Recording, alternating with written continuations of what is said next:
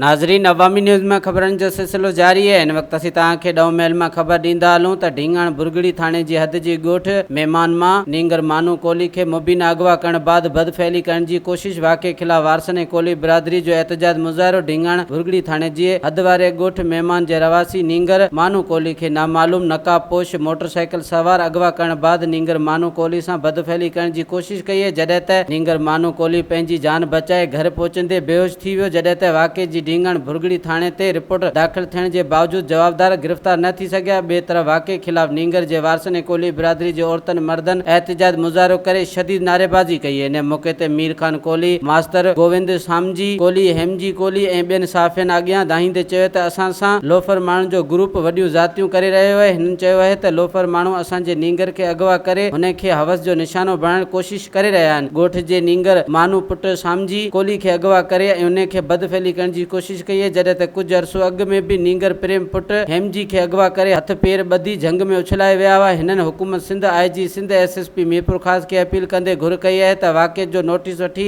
असांखे कानूनी तहफ़ुज़ ॾेई नींगर खे अगवा कंदड़नि खे गिरफ़्तार करे कानूनी कार्रवाई कई वञे। वधीक ख़बरनि ऐं तफ़सील जे लाइ विज़िट कयो असांजी वेबसाइट awami news hd.com ऐं ॾिसंदा रहो अवामी न्यूज़ HD।